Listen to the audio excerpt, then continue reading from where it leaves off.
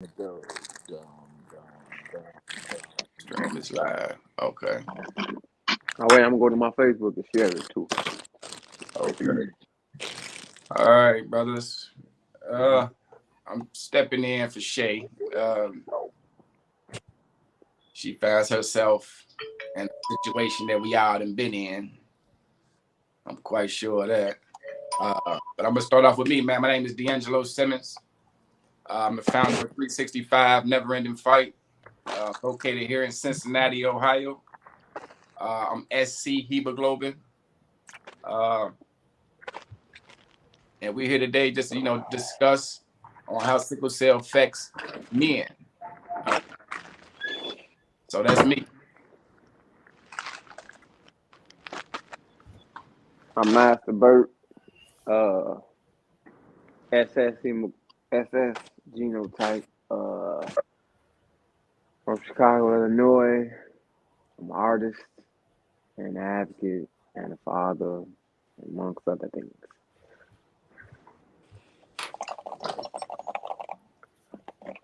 I'm Josiah Frierson.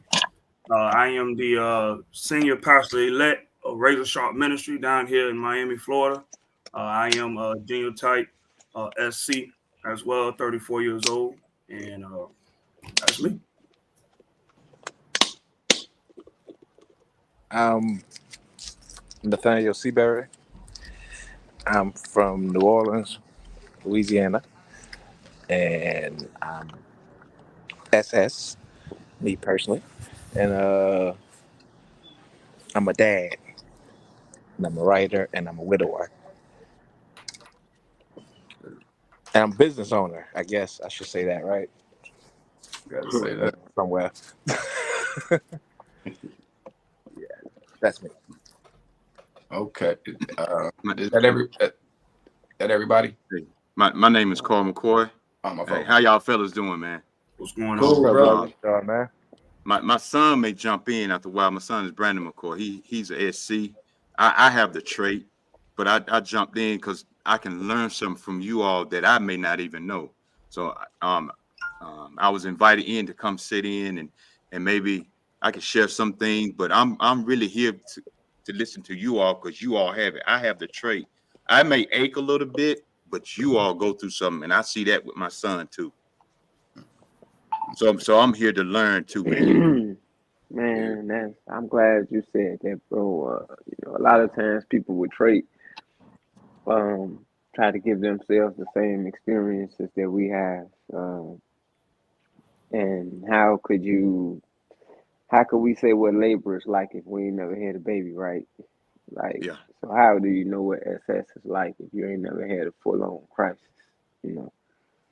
And so many people with trait, man, they I don't know why they try to compare themselves, I guess just because the word sickle cell in there, but it's crazy. The biggest problem with that is that lack of understanding, which is why a lot of people that have the trait wind up dying when they have an actual sickle cell crisis because that shit. I mean, it's different. It's not the like hurting and hurting are two different things. Same word, Yeah. two different things. Like Yeah. you can't describe like even with between patients that have actual like me and Master have SS, his pain not the same as mine. I could Yeah. tell him some experiences. We might share some experiences, but I could never look at him and be like, "Oh man, you ain't in pain," because his pain is different than mine. So that that's the same lack of understanding doctors have. Is that if Hey, I'm hey, not, brother. I don't yeah, mean to cut you off, man. But we're gonna I'm try sorry, to we're gonna make sure we touch on all them facets, all them lanes. my bad. You good, you good. But what thing we gonna do? We gonna give each question that I have down 6 minutes response. That way we can flow and everybody can get, what I mean, share their I experience. got you. So, but I'm gonna jump into it, man. And I was trying to figure out the best question to jump into it. So I'm gonna start off with this. Do you feel that you are included in your treatment when you're sitting with your doctors? I will answer last. Whoever want to take the question first. I I'll go first because mine is simple. Mine, yes, I have great doctors, so I can't, like, I've had the same doctor for like 15 years now, and we have an understanding. Like, he doesn't even really do nothing unless he asks me. You know what I mean? Like, it's more of a, we communicate whatever before anything is done. Like, so I don't have to worry about him not worrying about me because, like, he treats me like family. Like, his, you know what I mean? So for me, it's simple. Yes, Okay, that's a blessing. it is. I'll go next. I would say the doctor I have now, same thing. Like my brother there, he treats me like family. Down here in Miami, we got two doctors that's like the adult sickle cell guru, Dr. Harrington and Dr. Gershon Blyden. And I go to Dr. Blyden, and he definitely includes me and his patients into the care.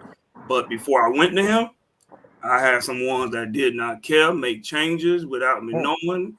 The nurse come in, say the doctor did this, and I'm looking like, wait a minute, that didn't help. Last, 2 weeks, a week ago. But as of right now, I do have a doctor that do make sure that I'm good and understanding a part of my care.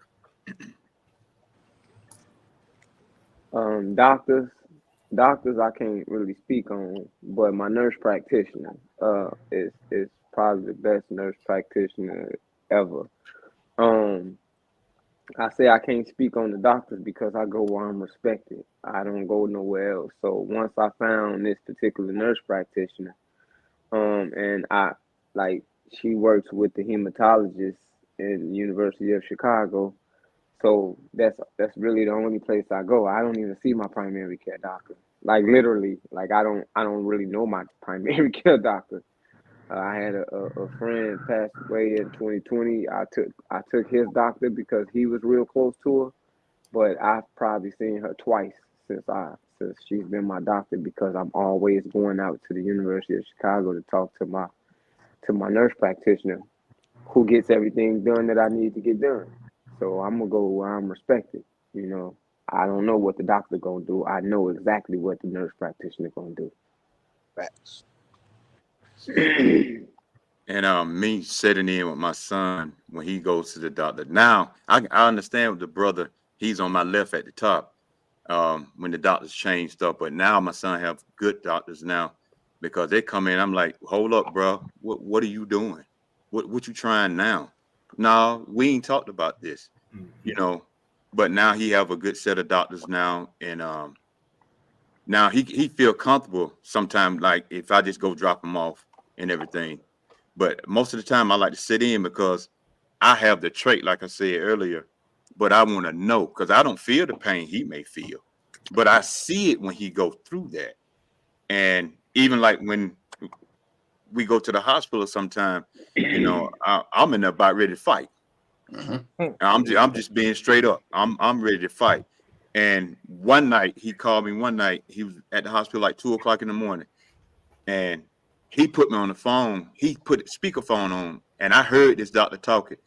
And before I knew it, I said, "Bro, just wait till I get there. Don't go nowhere. Wait till I get there." And but the whole tone changed when I got there with that doctor. I said, "You don't have no clue what he's dealing with. I don't have the clue like that what he's dealing with, but I know he's in pain." So, but now all that has changed. Now we got some representatives there to fight. They'll go fight for him if he have to. Man, I just want to say thank you for being for man. You don't know how much that kind of support helps, bro. I thank you.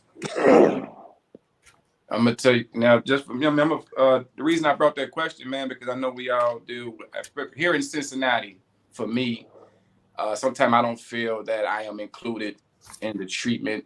I have had situations where I was forced to get out of pocket a few times because they would take your life in their hands and move it how they choose to be, how they see fit. And I had doctors take a script from me, a whole script, like no winging down. We all know that if you cannot stop a narcotic abruptly, I mean, it's gonna be side effects to the sudden stop, right?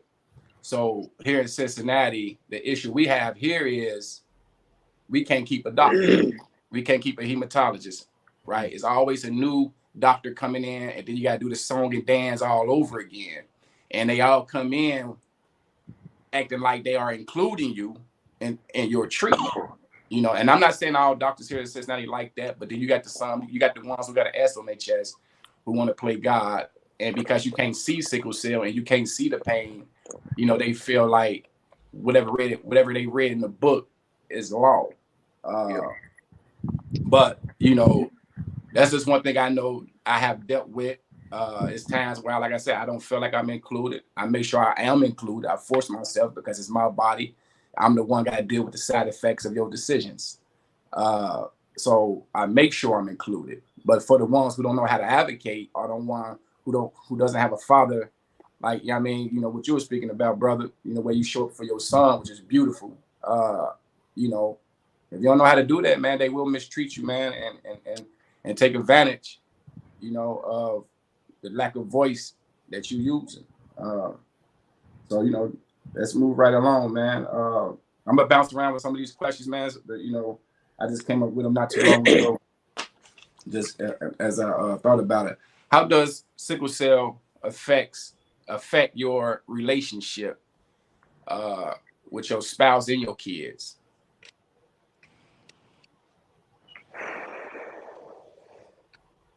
I could, for me, like I was married. I was with my wife for 22 years, and she was probably the greatest support system ever in the world. Like she was very like I hear horror stories that people talk about their spouses not supporting them with their sickle cell or thinking that they faking or all this stupid stuff, and I never had that experience. And now, when it comes to my kids,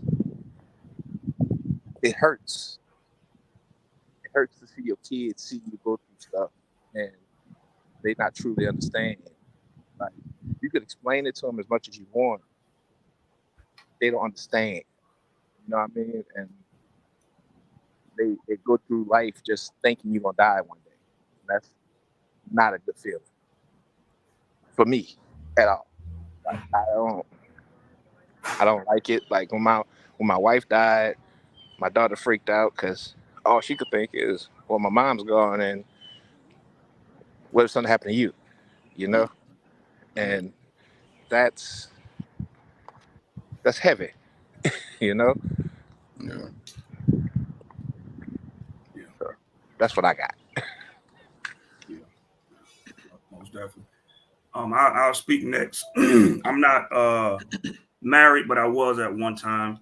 And I've also had relationships. I don't have any kids, so I can't speak as our brother just spoke pertaining to kids. But I actually, like our brother, had a very supportive wife when it came down to my condition. Didn't matter if I wasn't feeling good, man. She had an S on her chest when it came down to that. She came in and she made sure I was good and I had whatever I need, make sure I ate. But I will say now, if I go back to relationships, I ain't always have that. I've had people that, flat out, what's your problem? Why you can't do this? Or why you can't get up? And I'm looking like, and I'm gonna blow y'all mind, fellas. One of them was actually a sickle cell patient. Damn. Man, I go out to the hospital, check on her, see how she doing. I ain't get that in return, man. It was just like, well, I got to go out there. And she was going more than me. So, I've had both sides of the fields. But when it came down to my ex-wife, she was amazing. I will say she was amazing when it came down to my health. If I wasn't feeling good, she was, I'm going to take you. I'm taking you to the doctor. You ain't driving. So I will say that she was very good. when it came down to Was, was she a super advocate? Like my wife would get up there and cuss people, man. she ain't cuss nobody, but she was a nurse, so I will say that she would get up and ask questions, and well, why are y'all doing this, and what is this, so, but she didn't. One thing she know about me, I'm gonna speak up and say what I got to say. So she knew I deal with them, and get them right if need be. Yeah, that's what's up. I always so I ain't never been me, right? So uh as far as my like somebody advocating for me or any of that type of stuff, um I normally even go to the hospital by myself, because you know I'm just aware of how people kind of view me, like especially like in my family or whatever. So I try not to let them see me at my weakest point. So I kind of be in the hospital by myself majority of the time. Uh, yeah. As far as relationship wise, though, the way that things go, it's been some situations have been decent, some been bad. I don't always tell people my situation until a crisis actually happens, because I'm able to live like I haven't been in the hospital for 5 years prior to this year. It's been my first time in the hospital in a while. So, um, if just think, some people relationships don't last 5 years, so they didn't have to know that I had sickle cell. You know what I mean? And I don't tell everybody everything as soon as I start dating. I don't tell them sometimes, like I said, if I don't have a crisis, you'd never know for real. Some people say that's selfish. Some people say it's not. Oh well, whatever. uh, I've had one situation though where in a relationship where a person thought that it was like, oh, you need to go do this, and I'm like, look, I don't really do that, right? But I do so many other things. But like, I don't cut the grass, but I'm willing to change your brakes. I just don't like being out in the heat, because that's really what my trigger is, more so heat in the winter. I'm a shovel all winter, but and when it's summertime outside, I'm not going. I'm not doing no yard work. Period. Right? I'm gonna pay these people to do it, and it was like, well, I want you to do it, and it's like, I told you I don't do this. You know what I'm saying? But it's a reason behind that, like, and so I've had a situation like that where people think that you lazy based off of something that you don't want to do. It's not laziness, because if I was lazy, I wouldn't be out there all winter. You know Right. what I mean? Like, Yeah. if I was lazy, I wouldn't be out there every time your car break down or your brakes need to be changed. I wouldn't be out there when you needed a tune up. I wouldn't be out there doing those things. I wouldn't be out there when the house needed to get painted. Like, and then it's like people sometimes don't understand uh that part. You know, I think some of these females, they don't get that part, is that you're still a man, even though you might not be able to do one or two things. What about the 30 that you did do? Right. So that's one uh, situation that I had that was kind of wild.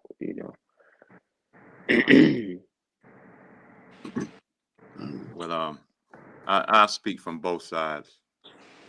Like me, and in a relationship, sometimes I wouldn't let them know that my son have sickle cell. I just see where the relationship is going first, and then once I see that whichever way it's going, then I introduce that to them, and I automatically, first thing I would say, if my son goes to the hospital, I say, I don't care what time it is, I'm out. You Mm. know, you gonna have to understand that. That's something you gotta understand. Most women say, I can understand until it actually happens. Yep. Indeed. I said, wait till it happen. I said, I'm not praying that he'll have a crisis, but wait till it happen, that it do. And when it happened, she didn't know what to do. She panicked and like, I can't deal with this. I said, I warned you from the beginning. And on the other side, with my son, watching him in relationships and stuff, sometimes he would let them know from the beginning, sometimes he wouldn't. And one girl that he was really interested in, and they dated for about a couple of years. And he finally told her probably 6 months within the dating scene. And she was like, okay, I can understand. I can understand. And I was sitting there and I was talking to her. I said, you say that now, but wait till it happened. And so when it happened, she called me, and I was asleep. She called me and said, Brandon's in the hospital. He's going to the hospital right now. And when I got to the hospital, she all up in the bed with him and everything. I said, you got to get your butt up out that bed because he ain't feeling you like that. Not right now anyway, because he's hurting. And she was like, I wish it was something I can do. And man, fellas, when I tell you, it wasn't even 2 months later, she was gone. She was gone. And I said, see, y'all don't understand that because he's explaining to you what he's going through. But y'all think, like the brother said, y'all just think it could just, you faking or you ain't doing this. But really, you don't understand. But the lady he's with now, she seemed to understand it pretty good because he involves her in some of these conversations like now that he may stream live to his page or she's with him on there with that. So she's getting and learning more and more about the information about this herself. Okay. Oh, and by the way, fellas, I'm from North Carolina. I meant to say that earlier. Okay, North Carolina. That's what's up. Now, for me, the reason I brought that up, man, I'm 44, right? I've been married. And one thing I've learned with women and dealing with this sickle cell, and I'm also a father as well. In my experience dealing with sickle cell and relationships, in the beginning, a woman would tell you anything to get into a relationship, right? They really feeling you. And then when you open up that side of your hurdles, the sickle cell that throws in your way, they will tell you, oh, it's cool, it's all good, right? And in my experience, fast forward through, my ex, she was supportive early on, right? But then I saw it was times where I was in a hospital where it became frustrating to her having to come see me, right? Now that's a mental note. You walk into a hospital, I'm already going through this, and then you have an attitude. What you here for? I don't need to see that. But it's a mental note. I put that in the back burner, right? But as you were saying, Master, sickle cell patients, we get the stigma of being lazy. Like we get the stigma of being lazy. That would happen with me over time. You know what I mean? It was like, she would get up to go to work. I'm still in the bed, right? She would get up and go to work. I'm still in the bed. And when you got women that work around, that's depending on what kind of job she has, they work around powerful men. Hey, can somebody mute that for me, brother? Who that? Kick them. Hey, can Shay mute them? But anyway, man. But what I was saying, hey, if y'all have back conversations, man, can y'all do me a favor and hit the mute button before y'all step? If y'all have some back conversation going on. But what I was saying was, when you're in a relationship, women can't do nothing but compare men, right? It might be a friend of hers. So what happens is you are getting compared to someone who doesn't have sickle cell, right? You are getting compared. Okay, this man doing this, but why you can't do this? See what I'm saying? Even though your path is different, you still a man. Sickle cell, you can't. The issue with it is you can't see sickle cell, right?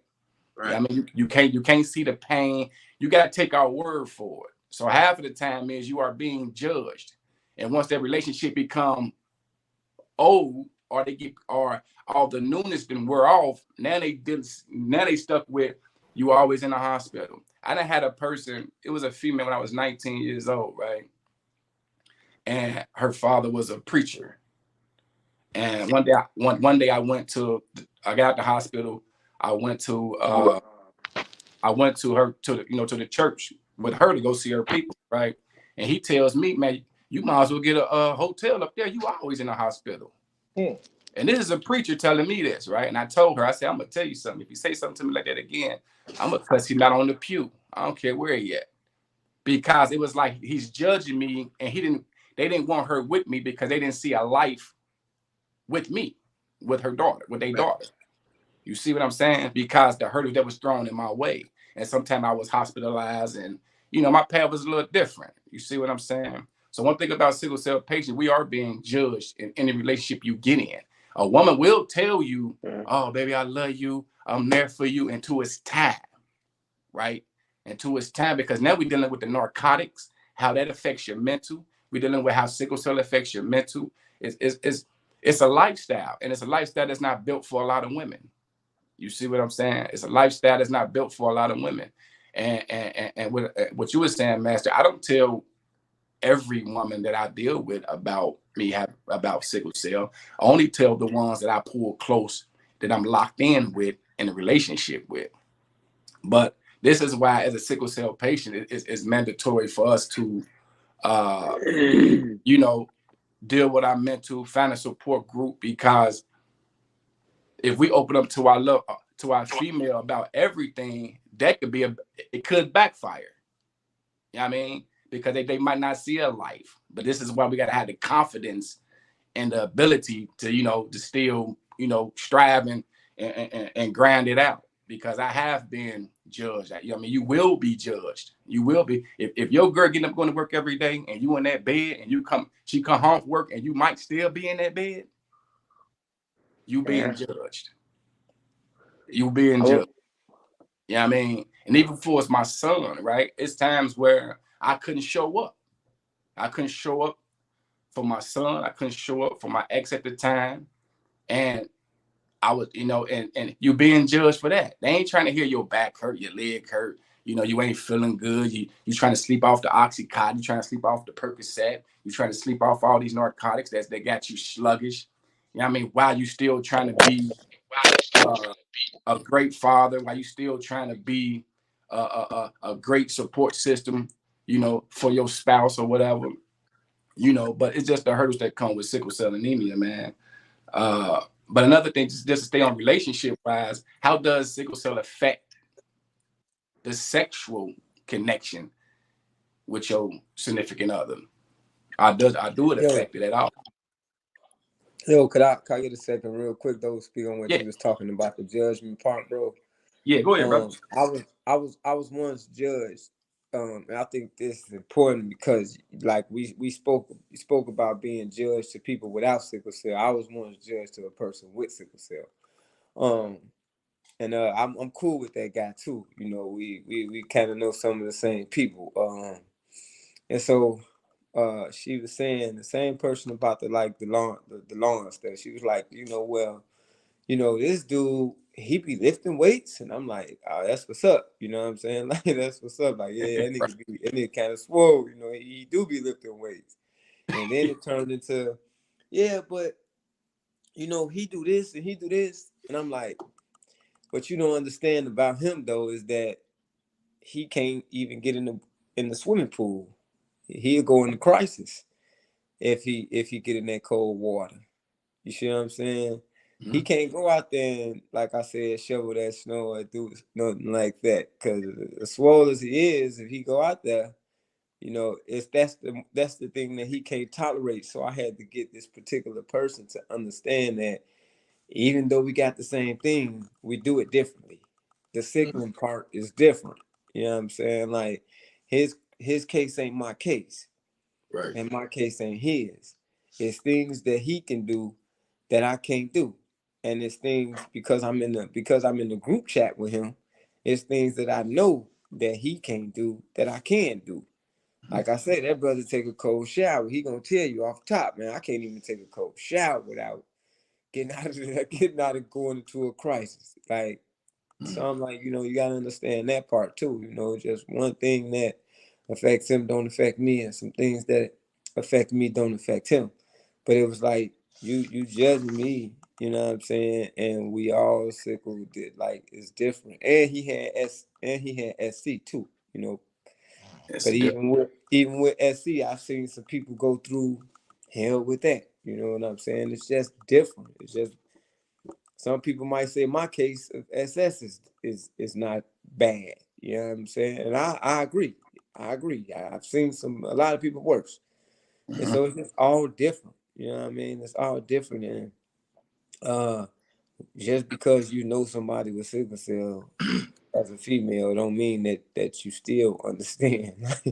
It still don't mean that you understand, because his case ain't my case. So You know, I'm gonna piggyback what you just said, Master Man. I'm gonna tell you the situation I had.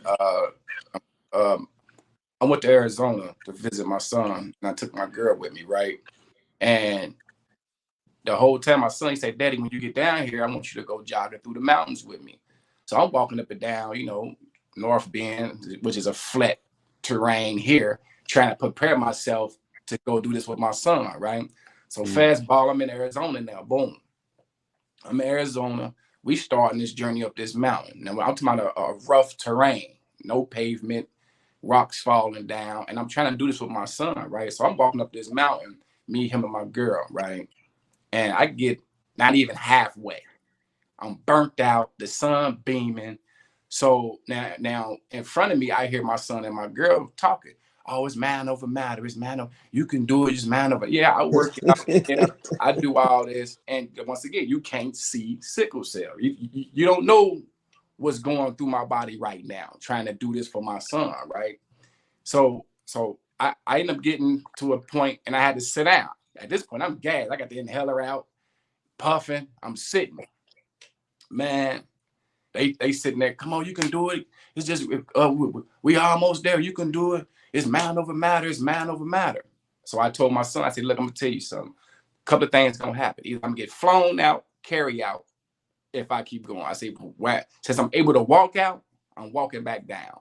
Right. And as I walk back down, they were still, and not saying they was saying nothing to try to make me feel bad. They was trying to encourage me. But in the process of trying to encourage me, they was making me feel bad. Right. Because I already feel like I let my son down in that moment because it's all he talked about. Right. So, but I say that to say this is why it's important to keep to know our limitations, right? And be okay with our progress. You know what I mean? Be okay with the pace that we take. Because if we look on somebody else's paper and judge ourselves about what they're capable of doing, that's just another thing that's gonna, make our mental act up. Another thing that's gonna bring us down. Another thing that can make us insecure, right? Because and that's what I had to tell them once I recovered and I got back to the bottom of the mountain. And I told them, I say, yeah, I don't understand. I got 2 metal hips and I had a heart attack, a stroke, and a metal shoulder. You don't see what I'm feeling, but I know you're trying to encourage me. But I said it to say, man, this is why it's important to know our strengths, to know our weaknesses, and be okay with saying no, and be okay with pulling back if you need to, because we don't want to kill ourselves trying to please people who don't know this battle. You see what I'm saying? But if anybody else want to touch on that, if not, I mean, I want to, start talking about, touch on the sex and how sickle cell affects your sexual performance, with your significant other, or does it affect it at all?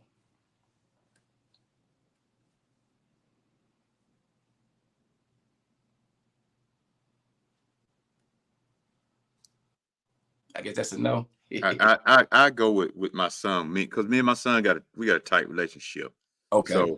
So as of right now, he said that is normal with him as far as having sex and stuff. And he haven't said anything about it that he's having problems. So I'm gonna keep my fingers crossed and I'm gonna keep praying that he have a normal sexual life. Mm-hmm. Most parents would be like, you shouldn't be doing this right here. Look, let me tell you something. I tell them parents all the time, look, you did it. Why they can't do it? How old is he? He's 25. He's 25 now. Okay. Well, He just turned 25 this year. He lucky at this point. He ain't had it yet, but eventually he will experience prior prison. Now, uh, prior prison for some people is hell, and for some people is not that bad. Uh, Priapism is a prolonged erection. Mm-hmm. And it can have like if you read, you'll see that you're not supposed to be hard longer than 4 hours. Now priapism gonna have you hard from 10, 11 o'clock at night to 7 to 8 o'clock in the morning, and it ain't Mm-hmm. gonna be able to go down. No matter how much you nut nothing, it's just gonna stay. It's just gonna be there. And it's Now, different for everybody after too. after a while, it becomes painful though. You 'Cause know. Now the thing is, some people it might become painful, and the pain it might not be that bad because you already used to dealing with pain. So you just gonna keep going, and you gonna be a stallion to that woman. Then there's some people who you it's too painful for them to keep going, and those be the people who sometimes they have to go to the hospital for it. And when they go to the hospital for it, I've heard tell, I haven't had it myself, but I've heard tell of people having to get it drained. They had to drain the blood from the penis with a needle. I know I uh have. that's what Uh, I've heard of. I never been through it, so if somebody on here been through it, you can speak to that part. it's it's for me. Priapism hurts like hell, and the last thing I'm thinking about is sex when that's happening. And you do have to go to the hospital. I've never had to have it drained before.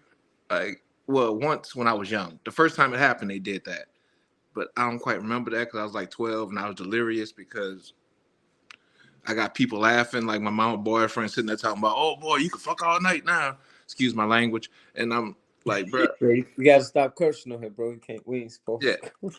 my bad, sorry.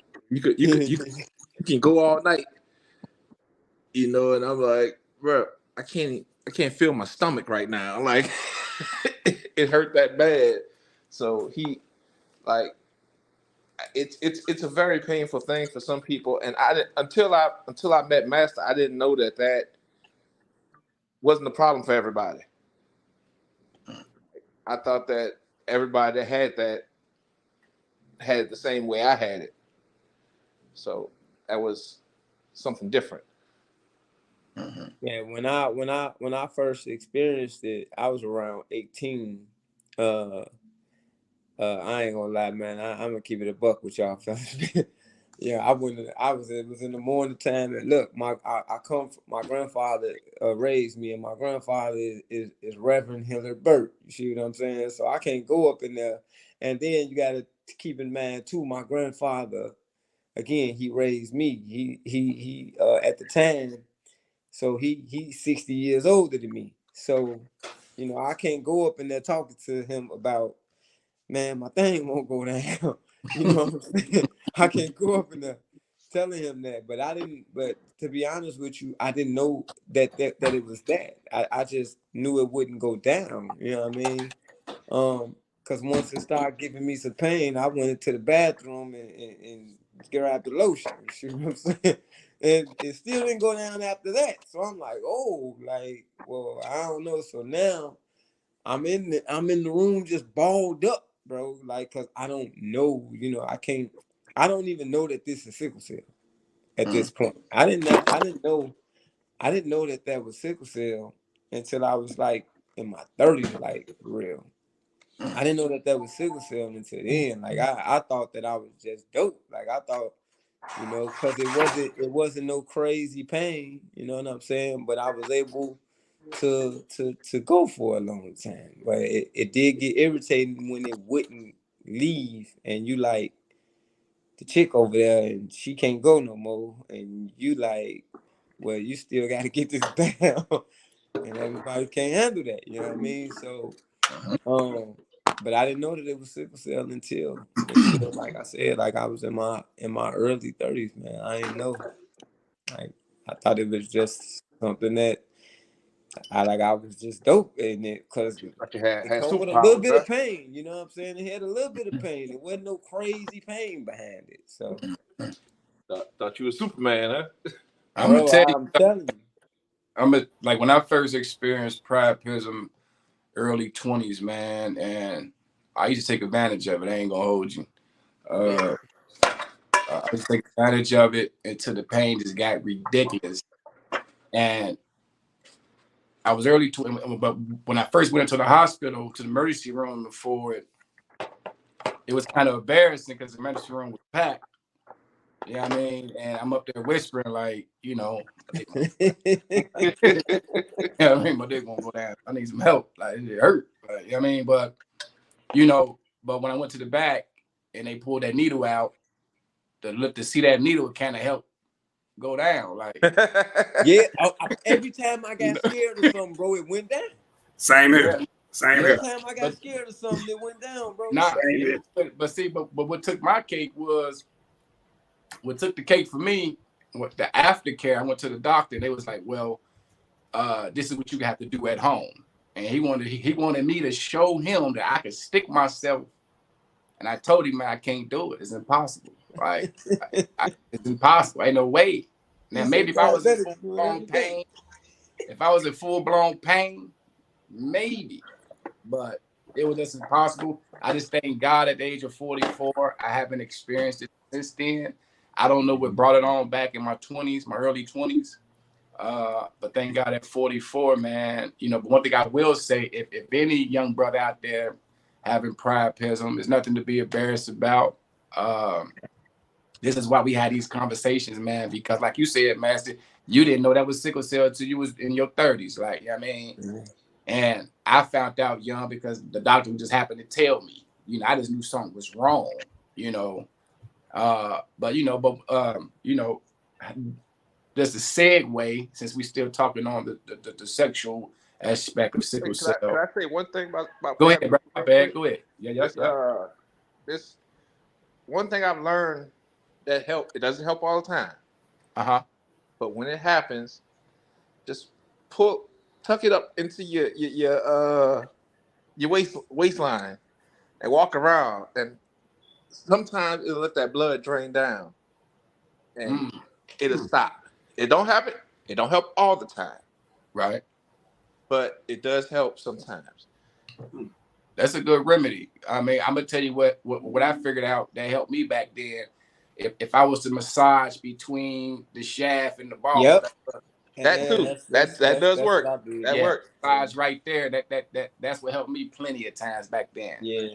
That's Yeah, what helped me too, bro. The massaging right there by the shaft, bro. Like where we stop where it started at. Like yeah, yeah, yeah. Yeah. it helped. That helps me. That helps me right there. Yeah, that does help too. Massage.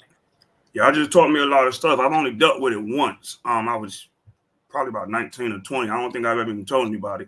And it was a similar to what y'all said. Me having a medical background, I said, okay, this priapism. And I know, like our brother Master said, if you have it too long, that can be your long heart, your last heart.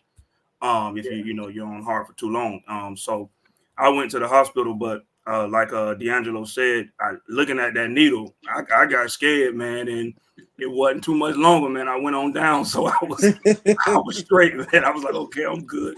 But I will want to say that it's a medication I take called Even Flow. Okay. Just talking about priapism and just sickle cell in general. And what it does is it opens up the blood vessels.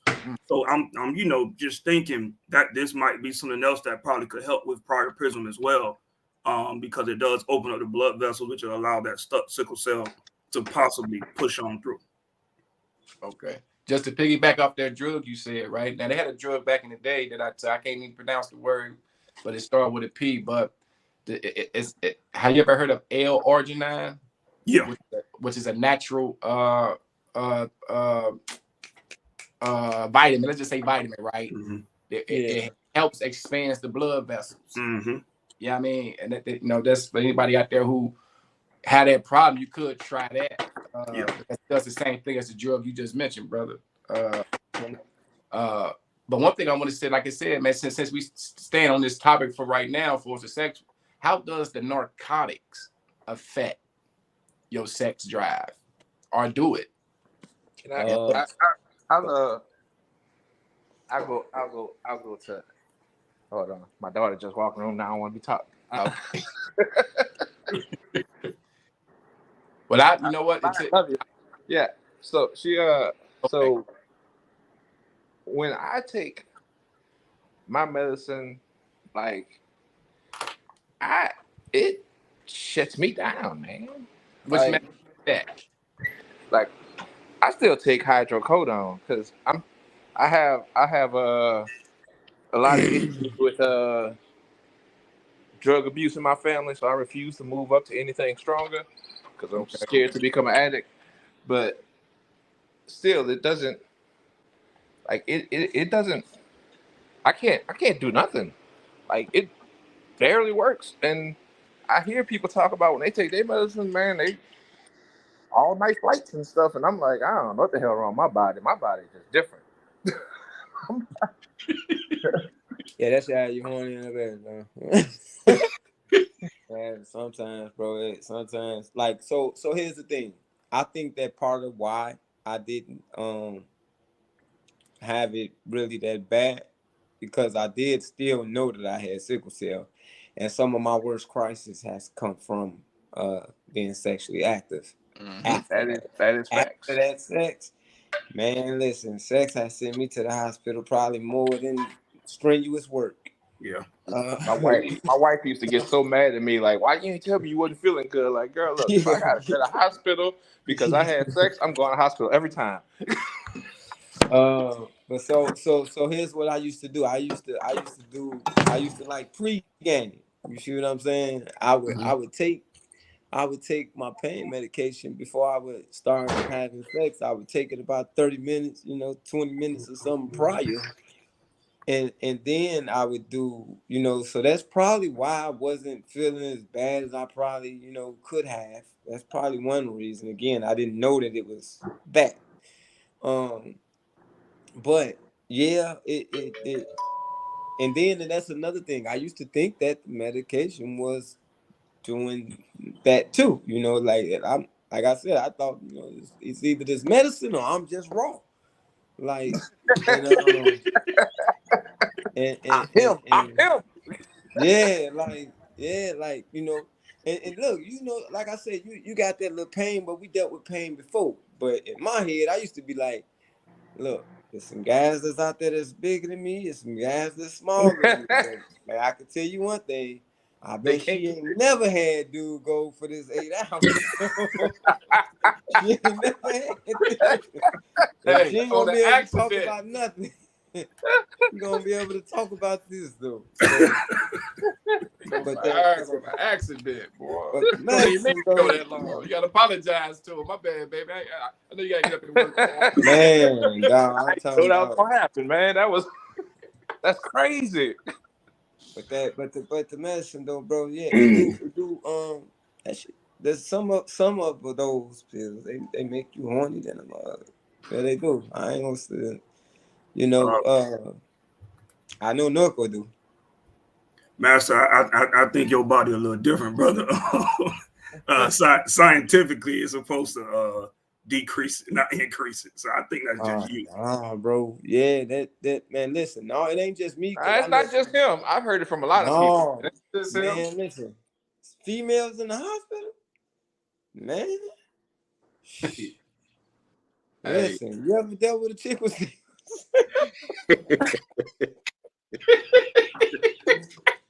You ever went to go see a chick with sickle cell in the hospital?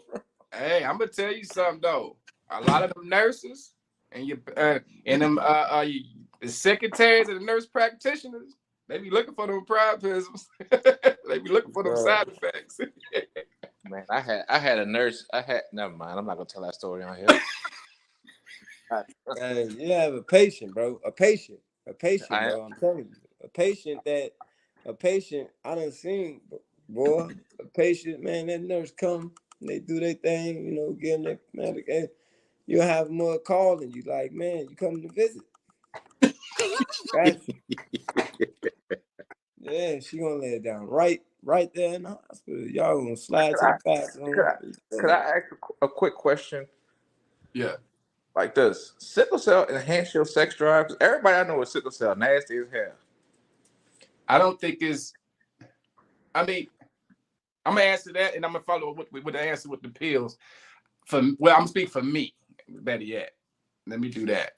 I don't think it's sickle cell has nothing to do for me to enhance my sex drive. But I know the regimen that I'm on, the Percocet, that does that. Just a piggyback. I remember back when I was 20, right? When I first got on them pills, I was like 21 years old, and I didn't know nothing about the side effects of none of these narcotics. So the first side effect I experienced was an Oxycontin 40 milligram. And I remember having sex, and all of a sudden, went down. I'm like, what the hell going on? I was frustrated. I'm like, what's going on? And that was me experiencing the Oxycontin 40 milligram in my early 20s. But as I got older and I started experiencing the oxycodones, that's when I found out that was a side effect from that narcotic. It's almost like a Viagra, right? So maybe I need to move up. But I'm gonna tell you something. Don't let that be the reason, brother. But I'm gonna tell you something though, and I'm gonna keep it a buck, because since we still talking about sex and relationships, a lot of women love you for that, right? They might not like the character that you are, but what you can provide in that time of need is something that kind of intrigues them, right? Yeah. But I'm gonna tell you the downside. Now, I was back in maybe about almost 2 years ago now, I was on Oxycontin 80s. And I was taking Oxycontin 80s and oxycodone 30 milligrams. My regimen was ridiculous. And I found myself going through a depression, right? I went through a depression, and I found myself watching regular TV and crying, watching Golden Girls. I thought I was losing my testosterone. I'm like, what's going on with me? Like, so I went to the doctor just to check my testosterone, and she was like, "Nah, D'Angelo, the Oxycontin to put your body to sleep." She said, "You depressed." She said, "That's why your sex drive is sporadic." When I was married, I went at least a month without no sex, and we know that that's not going to stand in no marriage, in no relationship, right? It was times where I had to put her needs over mine. I would lay in pain because I know I have to satisfy my wife at the time, right? You know what I mean? And it's almost like you get no credit for how you used to have sex. You know what I mean? Yeah. You get no credit for that. It's what have you done for me lately type situation. Right? So, but once I got off the Oxycontin, I just thank God that the whole thing hit with Purdue. The whole scandal. I know y'all probably watched on Netflix, Pain, the little thing they got on Netflix about the Oxycontin era. But once that hit and they took it, the insurance company took the Oxycontin. I went through withdrawal. It was a blessing in disguise. Of course, at the time, I didn't like it because I was in a lot of pain. I went through withdrawal. We all experienced withdrawal before. I'm quite sure of that. You know what I mean? But what happens was my body woke up. I went from not performing for 30 days to perform every day. You know what I mean? But my relationship took a hit because the side effects of the narcotics that they provided me, which is the Oxycontin. The Oxycontin put my body to sleep. That's the downside of these narcotics, man. Because if you take too much of that, it will send you through a depression, and it will shut your body down. You know what I mean? Yeah. That's the downside of the Oxycontin. Now the oxycodone, I could work on the oxycodone. Yeah, I mean, I can work on that. That's what I take now. I don't take all that. I don't take all the oxycontin like I used to no more. Thank God. But yeah, man, that was the side effects, man. And but it all still affects your mental. It all still affects your behavior, your mood swings. Yeah, I mean, opiates, man. Them opiates is nothing but manufactured heroin. Yep. To keep it a buck, that's exactly what it is. But yeah, man, anybody want to touch on that some more if y'all want? I'm gonna say that like, so for me, the sleepy thing is the hydromorphone and Dilaudid. you know. So that's why at one point I actually told them, I'm gonna be real with you. I found myself like needing it more than I thought that I needed it in my head though. You know, like because you could sit there and you know you're like, man, do my leg hurt? Yeah, let me go up here. And it's really just the medicine leaving out of you. But you starting to feel something else. And it's like, and once you like the mind is a strong thing, you know what I'm saying? And I found myself sleeping way too much. And at this time, you know, I have custody of my daughter, you know what I'm saying? So I can't function like this. I got her, you know, her little brother who I take care of. Like I got these kids. I'm painting all night. I'm barely sleeping, but then at the same time, I'm kind of sleeping sometimes too much, but through the day. You know what I'm saying? Because I have my kids that I'm still gotta take care of. So I had to tell them like, yo, like just give me 10 of these. I just only need 10 of these for when it's real pain. Like, and and if you don't watch this stuff, you know, like Nathan said, especially if you have a addictive background, which my father and my mother was on drugs. So if you have that type of background, you do have to be careful with this stuff. You know what I'm saying? You gotta be careful with this stuff because they already look at us a certain way. You know what I mean? Yep. And no matter what it do for you, you still gotta tell yourself like you better than this medicine. To, At the to, end of to, the I day, you wanna better than this medicine, man. Like, you know, and a lot of the stuff that we do, it is mental. You know, a lot of this stuff, man, is mental.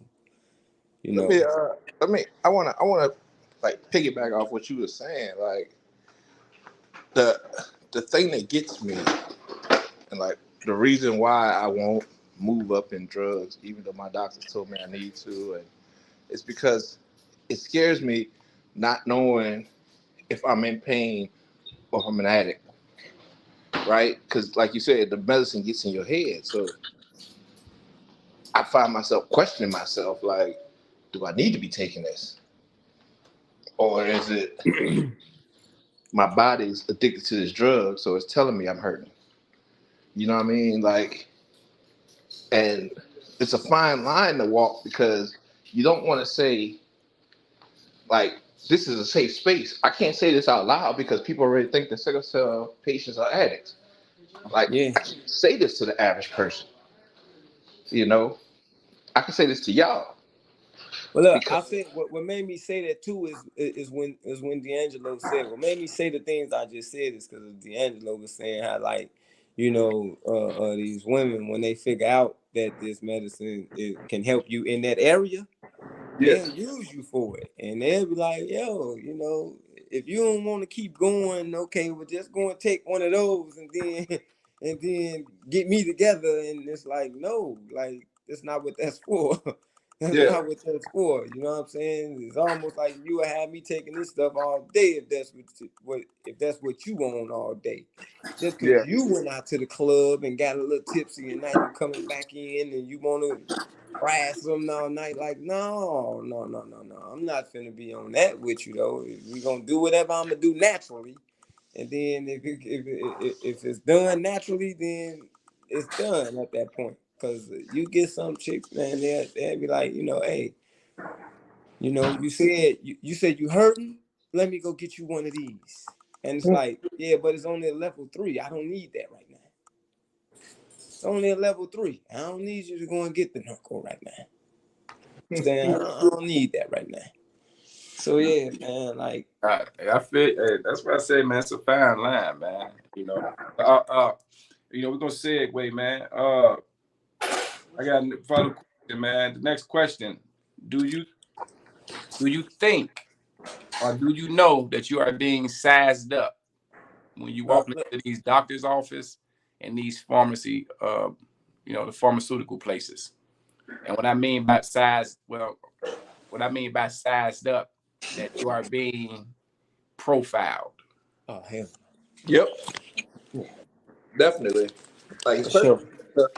especially if it's a new place. New doctor, yeah. Like if it's a place that I've never been to before, I know what the stigma of a sickle cell patient is. I know what the stigma of a black man is. So a black man with sickle cell walking in the door, they automatically sizing you up. Like I had, I got in a car accident once, and they sent me to a pain clinic. And when I went to the pain clinic, like they got people in there talking about they back hurt. This man handing out all kinds of prescriptions. He got to me and was like, "Oh, you have sickle cell. I can't help you with that kind of pain." I was like, "This cat over here just said he fell off a ladder. If you talking about you can help him, I have an actual disease and I'm hurt. And you saying you can't help me because I have sickle cell? Like, bro, that don't even make sense to me. The logic isn't there. Like, these cats are obviously drug addicts.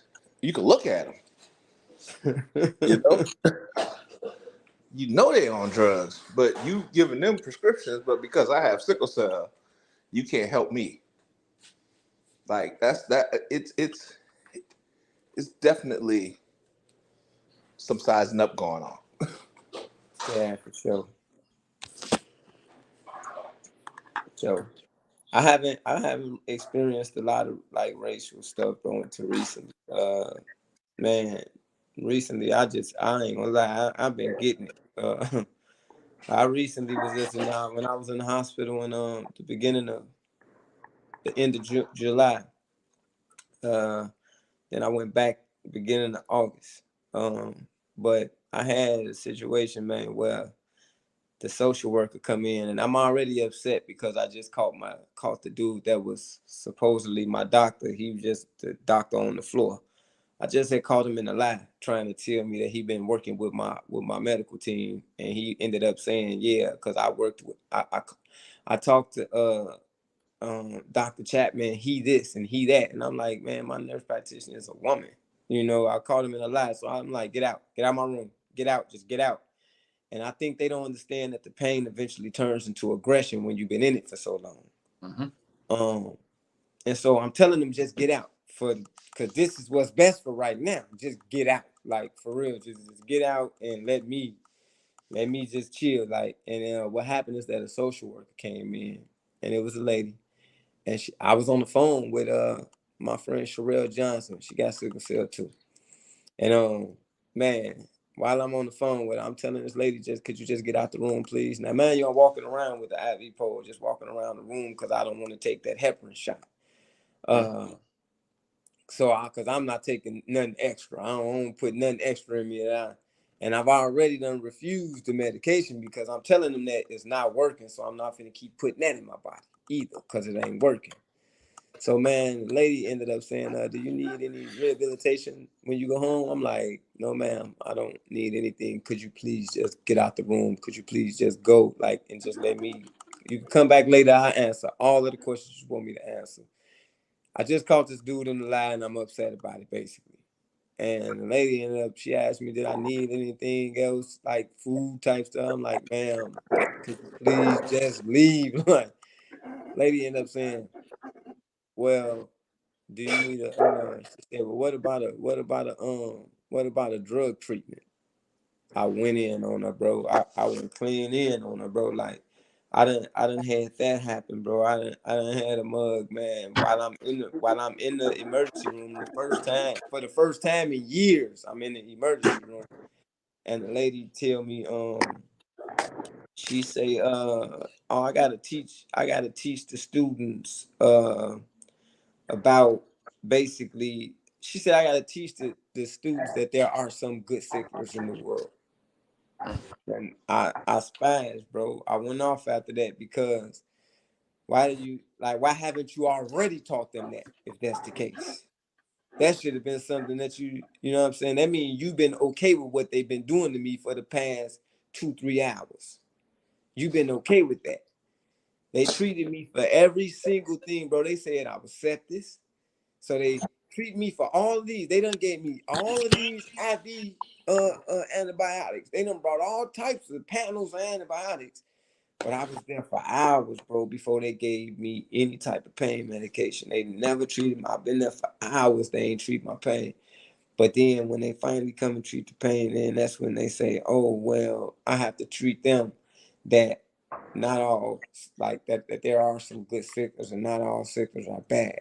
And I'm like, so you telling me, you just told me basically that they thought I was a certain way, and this is why they've been having me in pain for this long. Mind you, if you look at my chart, you will see that I ain't been here since 2018. See what I'm saying? So yeah, bro, They, you definitely getting sized up as soon as you when say I you got sickle cell. I was in when I first moved out here where I live at now, like I live in Slidell, which is outside of New Orleans.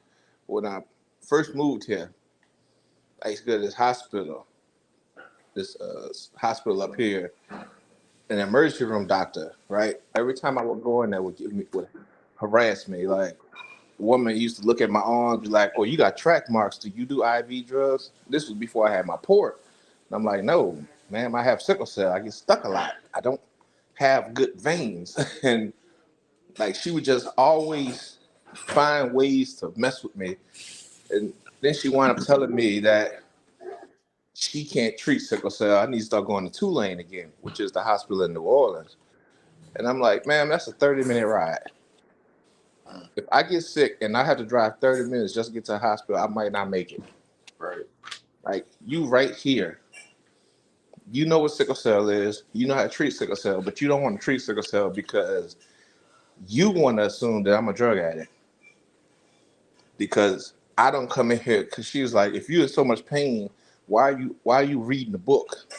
Because I read books when I go to the hospital. I'm like, because that takes my mind off the pain, woman. Like, it's a distraction. And she was like, well, people that's really in pain would be in here screaming and crying. Like, ma'am, at the time I was in my early 20s. Like, I've had sickle cell my whole life. I don't roll on the floor screaming anymore unless it's the worst pain I ever felt. Like, you learn how to handle something that you've been dealing with your whole life. Like, if you have migraines your whole life, you're not gonna fall down and scream every time you have a migraine when you're in your 20s. You know, Yeah, like, I don't know why sickle cell doesn't get the same grace that cancer patients get or any other patients, because they don't get treated that way, and that's something you catch. You're born with sickle cell. So the way that we handle things will be different than somebody that just caught something 2 weeks ago. It's not the same thing. Right. But I'm gonna tell you something, man. Just to speak on the sizing up, man. Like several incidents where I'm gonna speak on a few. Just the first one I had, I went into an emergency room with couldn't breathe, struggling to breathe, and the fact I was eating a sandwich, they was ready to kick me out. I ain't going with him. He eating. That's what they tell me. That's what they tell me. So the lady who know me and know that I don't come in there like that, I'm not a good flyer. She was like, "Well, no, D'Angelo don't come in unless something really going on." Once they did the X-ray, they found out that I had pneumonia in both my lungs. Right. Dang. This was and this was a young doctor, and at the time I was a little more rowdier. And I had a few of my peoples with me. And I kind of told my cousin, man, like, hit that month. You know what I mean? And thank God he didn't, because I really been in the out, but they would have kicked me out eventually. But I'd have been kicked out of emergency rooms. I'd have been told to go to a Pacific hospital. I'd have been told police didn't walked me out. I'd have had nurses squeeze my arm, trying to inflict pain, not realizing that she was really massaging me. And it felt good.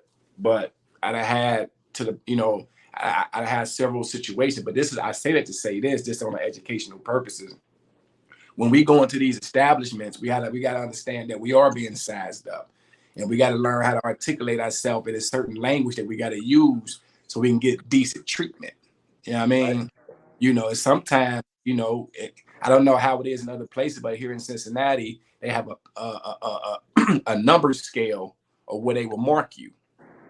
Yeah. Right? I mean, you can say you either a 1 or a 4. If you're a 4, you're gonna be sitting for 8 hours in the ER lobby.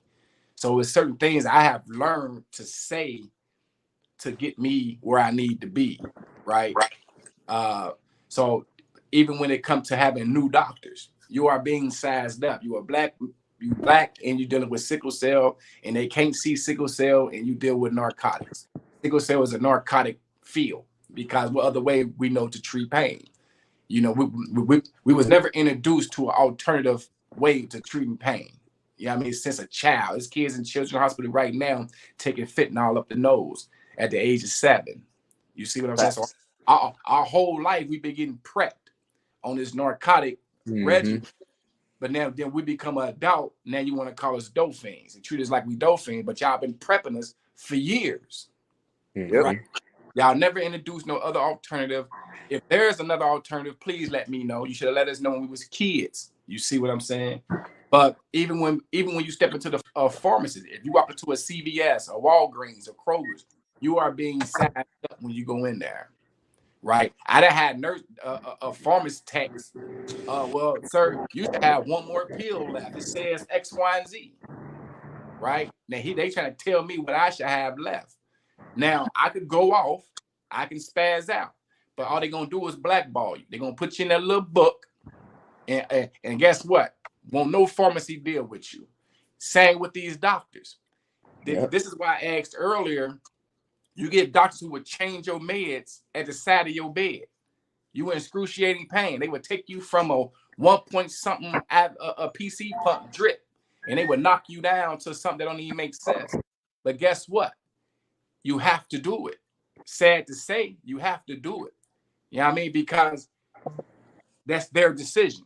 And guess what? You really don't have no say-so, right? Which is sad to say. So they really sad when you always being sized up when you're sitting in front of these folks. You know what I mean? They already sad. So you got to learn how to articulate yourself. You got to learn what to do. And guess what? Even if you try it, at least try whatever they saying, because really you ain't got no foot to stand on. You're gonna try it regardless. You know what I mean? I can't do that part, bro.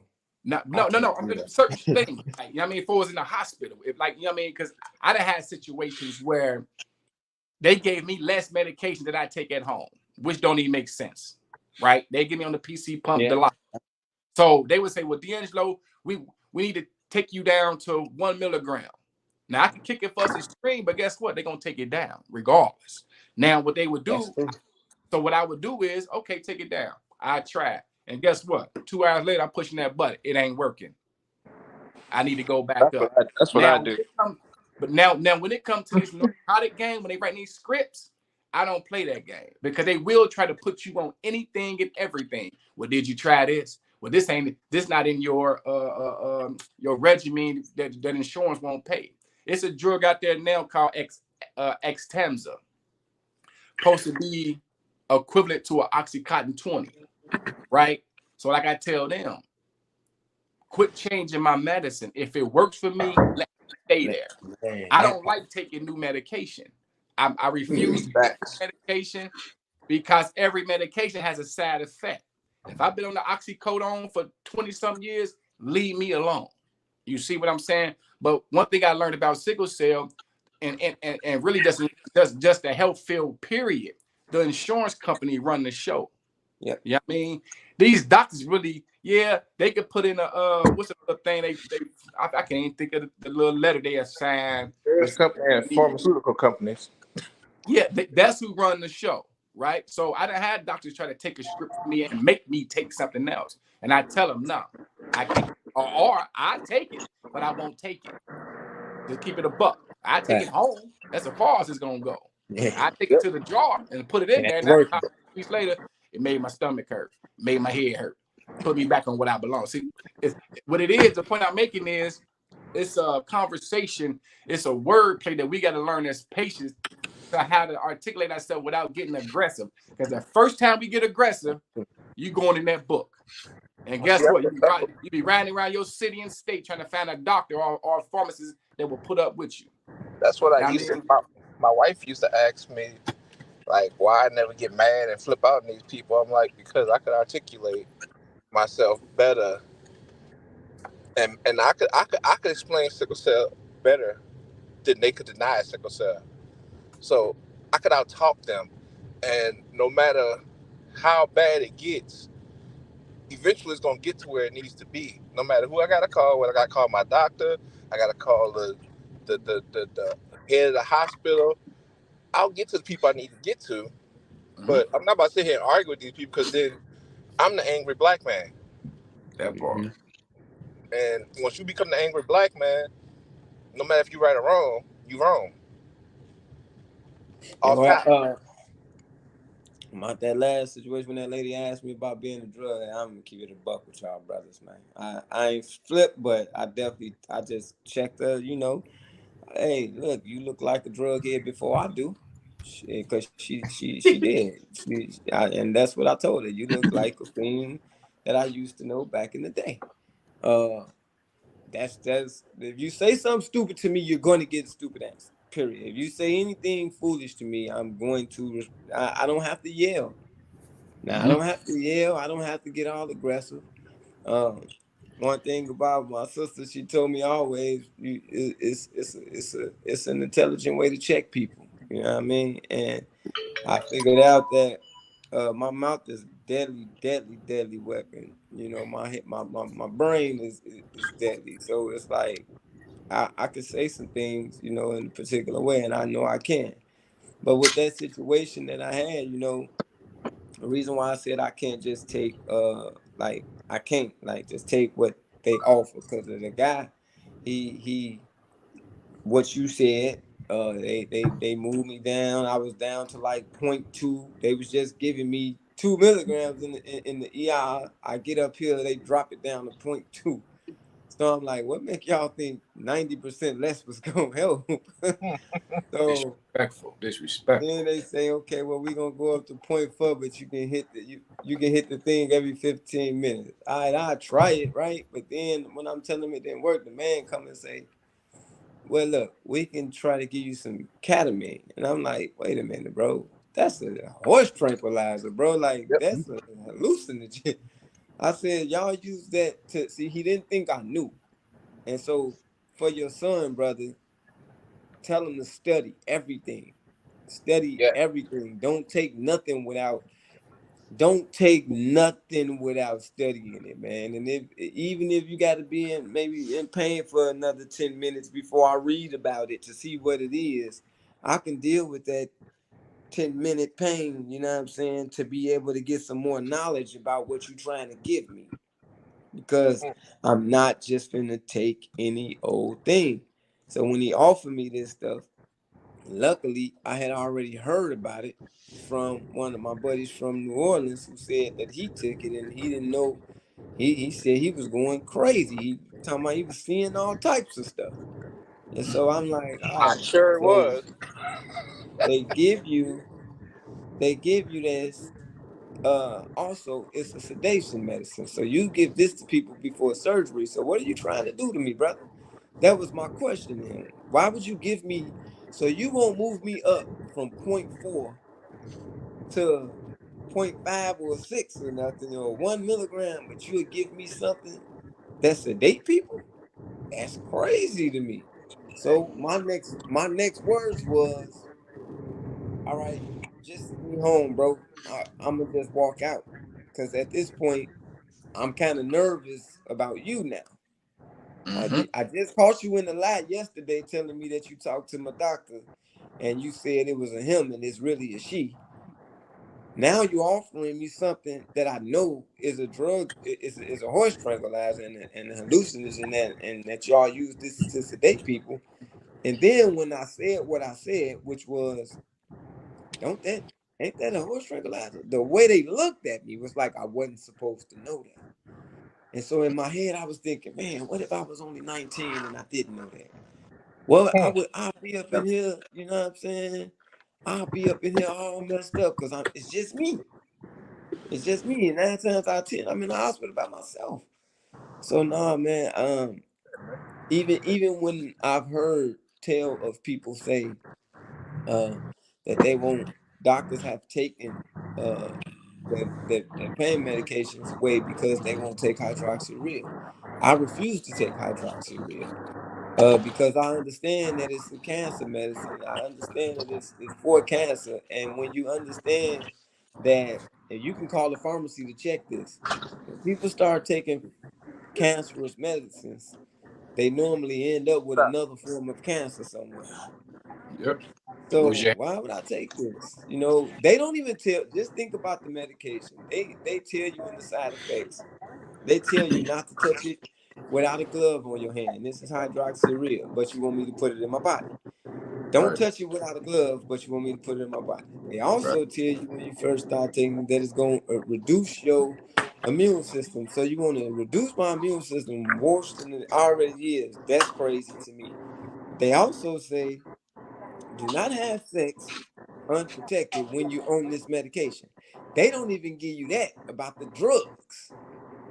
It's a chemo drug. That don't make sense, right? It's a chemo drug, but they don't. So you mean to tell me I could do it all day long on Dilaudid raw, but I can't do it with this raw? What's in this that makes it so worse than the drugs? You know what I'm saying? So nah, man, it just didn't add up to me. Even when I was 19 years old, it didn't add up to me. And I've never taken one of those pills ever a day in my life. And my daughter has sickle cell too. My daughter has sickle cell too, and she's never taken one of those pills ever in her life, and I won't allow it from her for her either. You know, so I just can't take what they just, you know. I understand that they got the power, I do, but I got the power to say yes or no to what me or my daughter is open to taking. You're And 100%. You're you 100%. have to study that stuff, man. Yeah. Oh, I'm sorry. Go ahead, man. Now, Y'all ever been to a meeting for bone marrow transplant? I used I to have. do coordinate blood drives, and it's a company here called Be the Match. I don't know if anybody heard of Be the Match, and that's what it is. They find matches for bone marrow transplants, right? And bone marrow transplant, they got to almost kill you off. Yes, and it starts with hydroxyurea. It starts with hydroxyurea, and They then give it you goes from chemotherapy. hydroxyurea to actual chemo. They actually give you a chemotherapy. So why would I take? I don't understand. Why would you give me this medicine that's already making my immune system low when it's already low? I just Guinea, it brother. never sat right with me. It's guinea pig. Guinea. They treat sickle cell patients. I'll tell you something, man. The reason sickle cell patients is so easily to be blackballed, mistreated, and dogged out because sickle cell only affects a population. Everybody can get sickle. Everybody can get cancer, diabetes, etc. Right? Sickle cell affects only a certain population, and that population got some melanin in their body, right? So it's easy to experiment. It's easy to mistreat. It's easy to do all these things because it don't affect the masses. That's why there's no money in sickle cell. You see what I'm saying?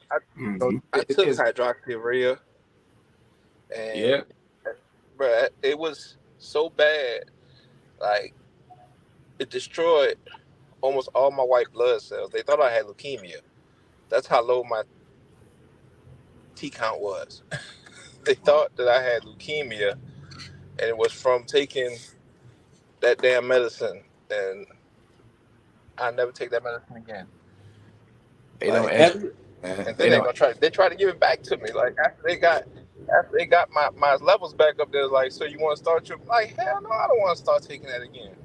What is wrong with y'all? Everybody I know that came off of that medicine told me that they had the worst crisis they ever had when they stopped taking it. Yeah, it's true. That happened to me. I did take it as well, and I continued to get a cold over and over and over again.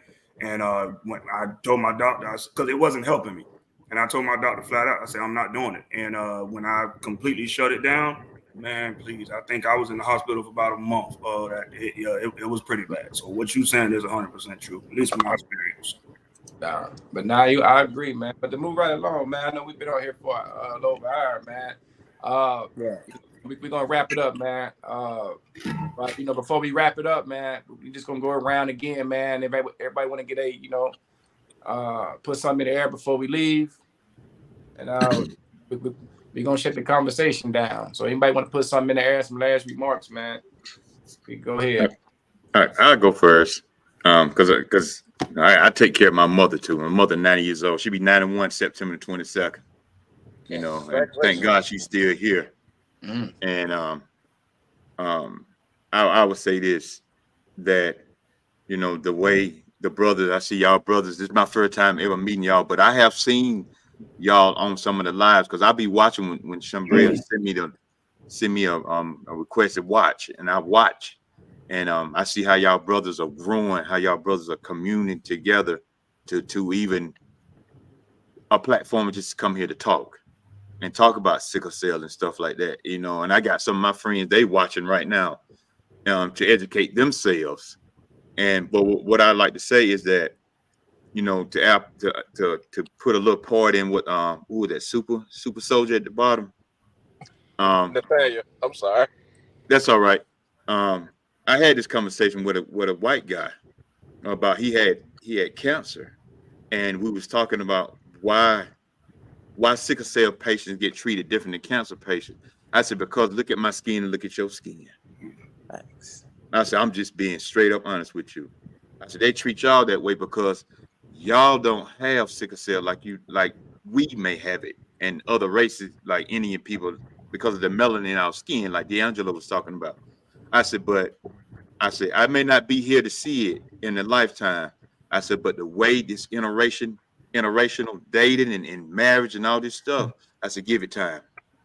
I said, then they're gonna want to start pouring money into it because now white people are starting to have it too because of the dating and the mixing of the black and white or whatever.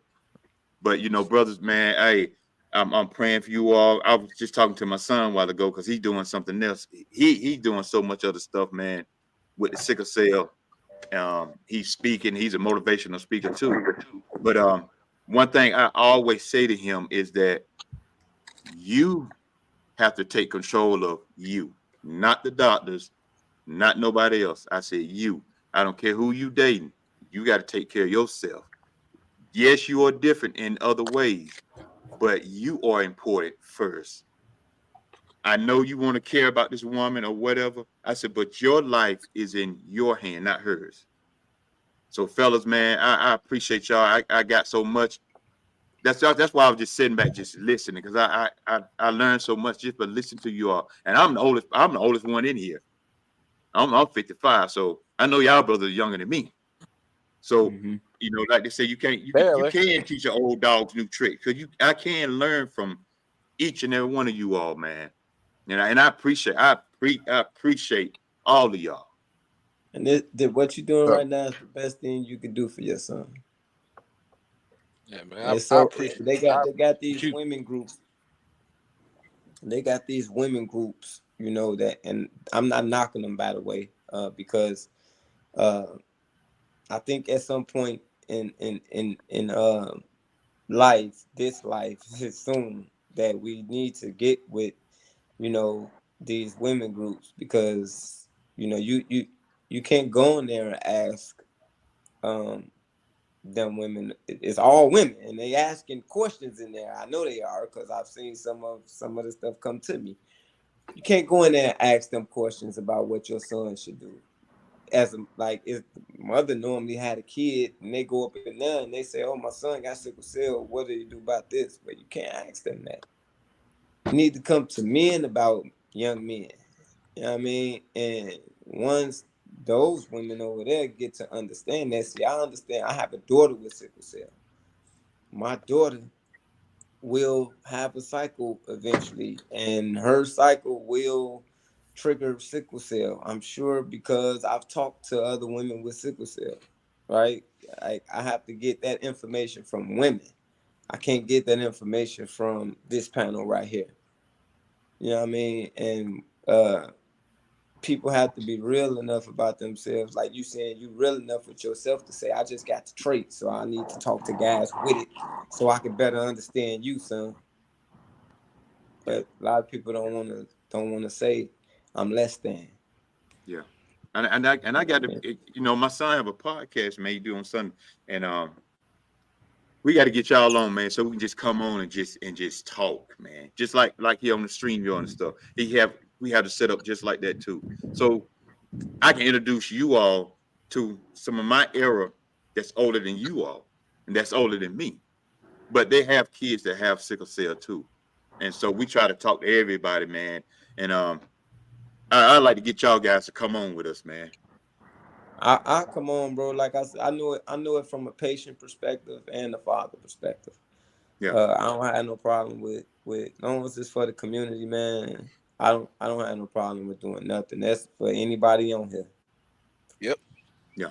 So the invitation is open, man. Shay Brown got all my information, man. She can hook you up. You know, I'm Carl McCall on Facebook. You can send me a message, man. I'm open anytime.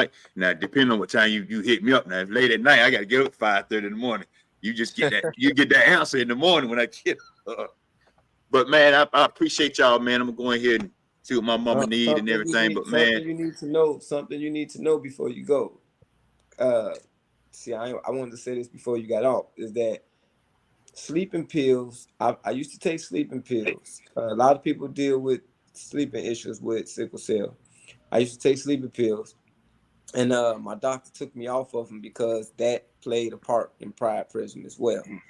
That was causing the priapism as well. So she took me off of them. Then I just seen maybe about 3 days ago a guy with sickle cell, YBT Prophet. He just was talking about melatonin. Melatonin, yeah. And that now the ones I was taking was called like trazodone or something. It was something like that. It was trazodone something. It was a red sleeping pill that they had me taking at one point. And so I don't know if those have the same things in them, but he was just talking about how melatonin promotes priapism as well. And so I know he is a person who do his homework, so you could take it to the bank if he's sending it. Hey, real quick for everybody, I appreciate that, man. For everybody leave, man. Before we wrap up, man. Once again, man, I go by my name is D'Angelo. I go by Mr. Checky Temp on Instagram. I also have a nonprofit, 365 Never End Fight. We on YouTube as well. All I say is, man, for people who watch it, man, just learn how to advocate for yourself. Don't be afraid to educate people that's close to you with sickle cell.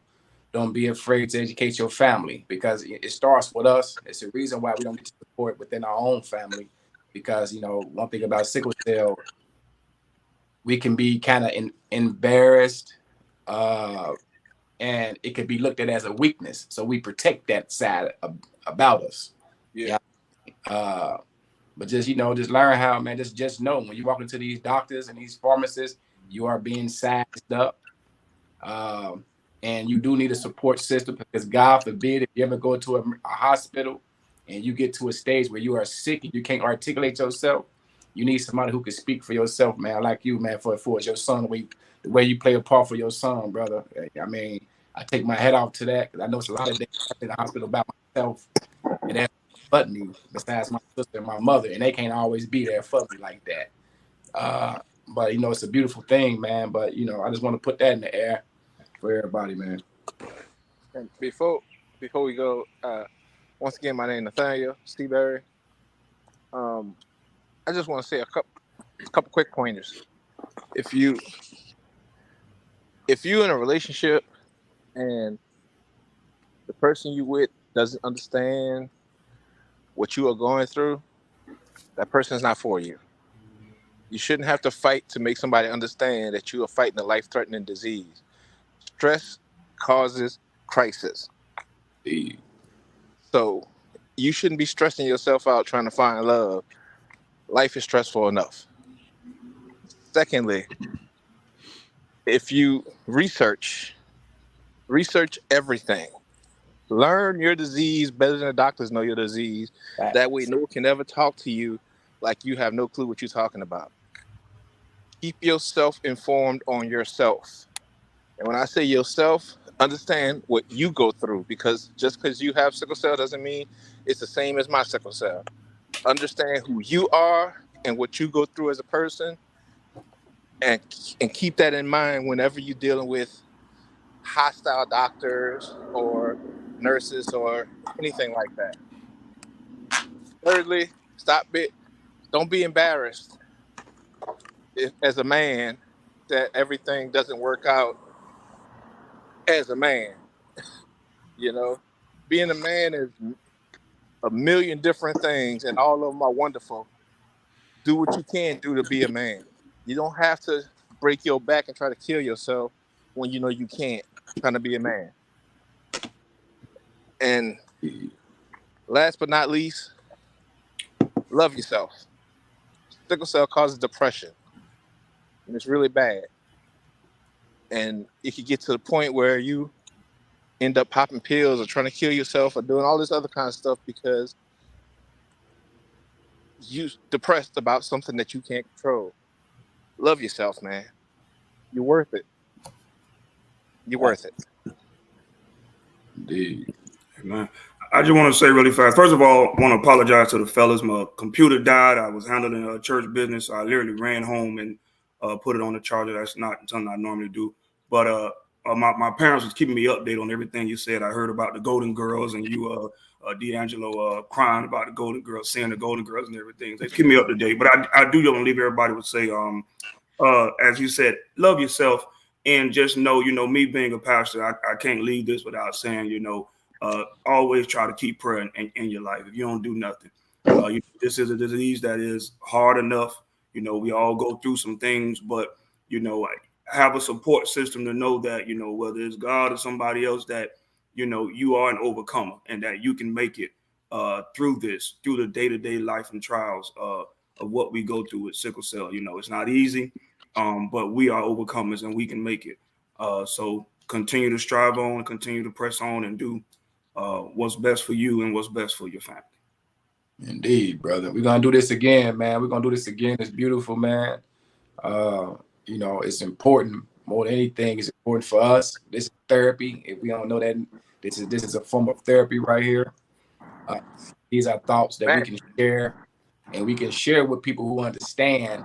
And won't nobody put out the little violin, and like, "Whoa, it's me," But we can relate, and that's the main thing, man. Find somebody that can relate to your experience, and then we gotta do it again, man. Sooner than later.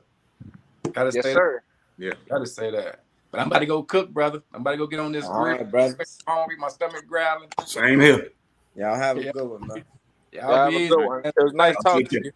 It's And a once pleasure. again, man, you're a great father. Thank you. Hey, appreciate that, man. Indeed, Appreciate that. brother. Indeed. There she go. And popped on the thing. I'm here, y'all. Uh, give me Thank a y'all call. again. Give me a call, Shay. I'm about to get off this thing right here. All right, All right, no y'all be easy. problem. All All right. right. Yeah, yup. Okay.